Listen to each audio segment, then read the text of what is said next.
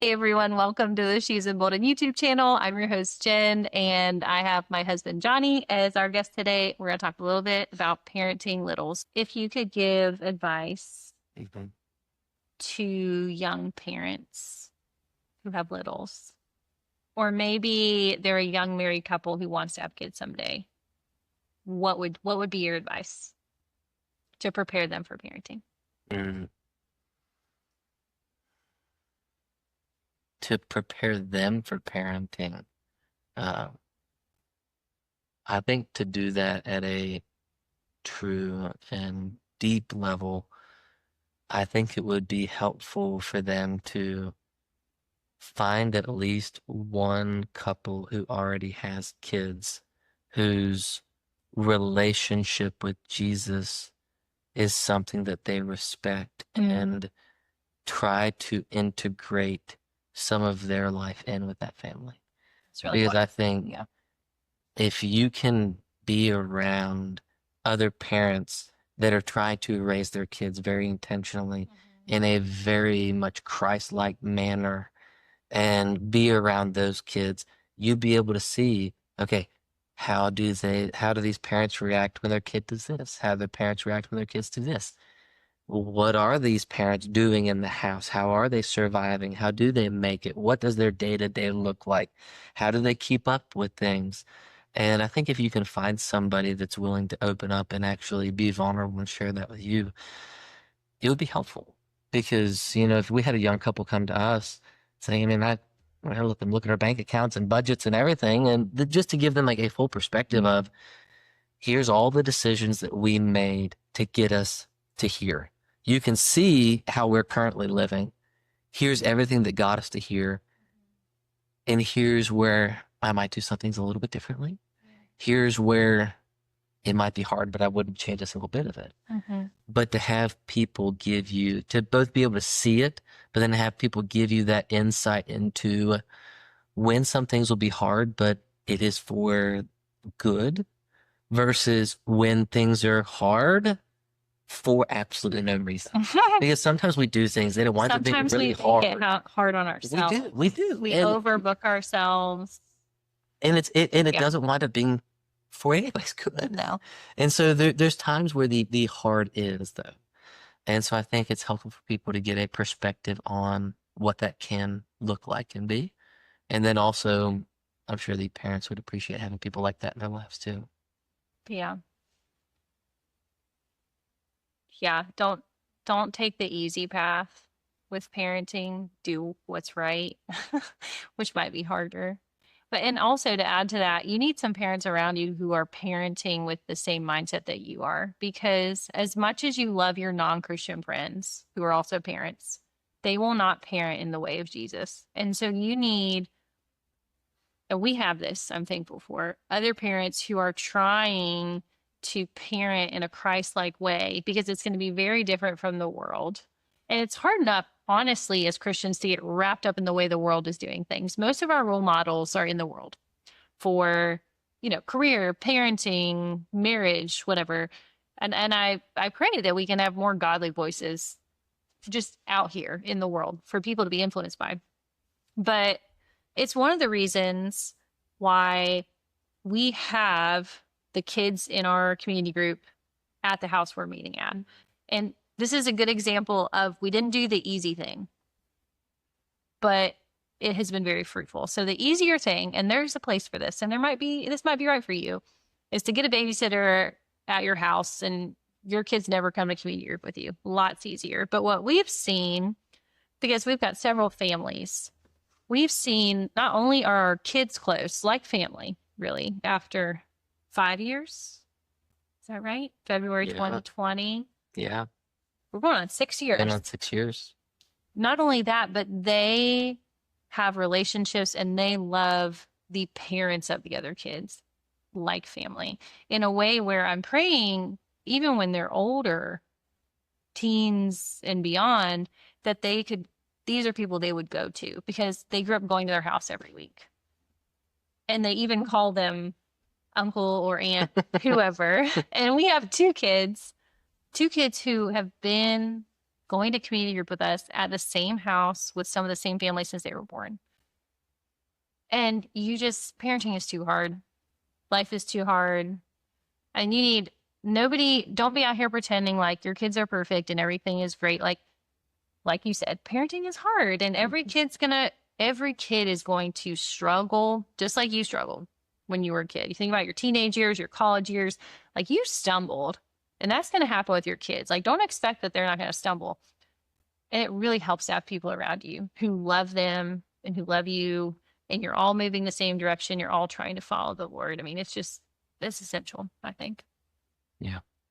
Yeah. I think, something I've thought a lot about, and partly from just certain experiences and other people that I've known that have had hard things come up. And the question that gets posed is protecting my child versus sheltering my child. Hmm. And I've thought about it a lot. I've prayed about it a lot. And I feel like what God put in my heart on that specific topic that I shared with a couple that were really wrestling with this was the difference between protecting and sheltering is when you're sheltering your children, you are arbitrarily keeping them away from something. Oftentimes there might be a reason, but there might not be a specific reason, but you're not equipping and preparing them. Sheltering is just totally keeping them away and acting like it's not actually there and it's not a future threat. It's not something that's going to come towards them. Yeah. Whereas I feel like with protecting is I am keeping my kids safe and away from this until they are capable of being trained to protect, defend themselves. And in the meantime, I am the one coming alongside them to strengthen and prepare them. Correct. It's for this thing. You are the one that is responsible for training them so that they can be prepared for it. Because there is a time that life is hard. Yes. Experiences are going to be hard. Some things chosen, some things unchosen. Yeah. But we have to be constantly preparing our children because if all we do is shelter them and we're not preparing them for it, when the hard times come, which they inevitably will, they will not be prepared and they will not be equipped. But if we can say, okay, here are hard things, they are developmentally not ready, they are emotionally, spiritually not ready. I'm going to say, okay, I've identified this. This is going to happen. This is going to be a hard thing. I need to start preparing them in as age appropriately of a way as possible. And so you're right. It's protecting is I am the temporary shield because eventually they're going to experience this without me. But sheltering is like you're living in this fantasy world that you're going to keep them from these things forever. And that's often when you get the kids that once they've been sheltered, they've never been prepared.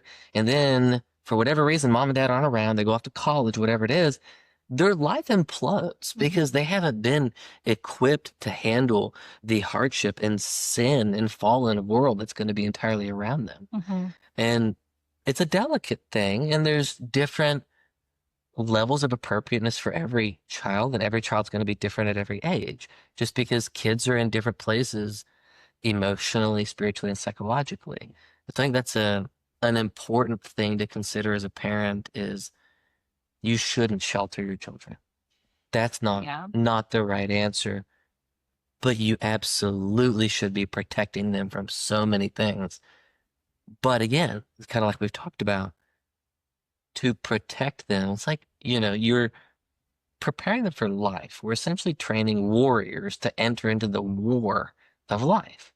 And so if you don't take the time to equip them for that, they're not going to do well. That's biblical too. The Lord did not think about David and Goliath. Think about Shadrach, Meshach, and Abednego. Like the Lord did not remove the danger, but he was with them in it and equipped them to overcome it. And it's the same. That's what we want to do for our kids. And specifically at the foundation of that is teaching them how to cling to the Lord as they walk into these challenges. How do I hear from God? How do I rely on the Spirit for strength in this situation? How do I look to Jesus? I think that's essential. We have to teach our kids that. It reminds me of something a friend told me when I was going through, I can't even remember what it was that I was asking for prayer for, but she said, what she said was, and I thought it was really profound, is she said, I'm going to pray that God strengthens your armor. So it's like, not like you're not going to have to face this. I'm not praying that he takes you out of it. I'm going to pray that he strengthens your armor.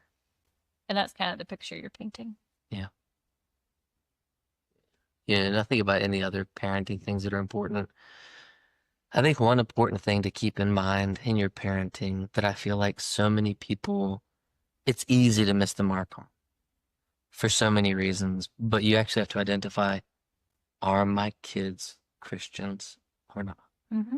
And that is a very important thing. In the same way that, you know, we would hold different standards for somebody that professes to be a Christian versus doesn't profess to be a Christian. Mm-hmm. It's like, as a Christian and a fellow believer, I'm supposed to help you uphold the values of the Christian faith. Like, that's part of being in the brother sisterhood family of Christ, is we're supposed to do that. And so identifying your child as, are they following Jesus or are they not? Because then I feel like the conversations should look very differently. Because in one aspect, you have wrong actions from your children. And when you interact with them as the non-Christian child, it's an opportunity to witness and evangelize and share grace and gospel truths with them. Whereas when your child is a Christian, you can talk them through specifically like, hey, if you're following Jesus, here's the things that he's called us to, and here's the heart that Jesus demonstrates and reveals that we're supposed to have. Mm-hmm. Where are you landing on this right now? Mm-hmm. Because I see what Jesus calls us to be, and it didn't look like what you did. And so it can be a different conversation as a redirection of like, clearly you missed the mark. You need to aim this way. Whereas for the non-believing child, it's like, yeah, this was wrong. This is Jesus and what he did. And Mm-hmm. it's truly an opportunity to share the gospel. Thanks for watching. Make sure you subscribe so you can catch all the future episodes. Thanks, guys.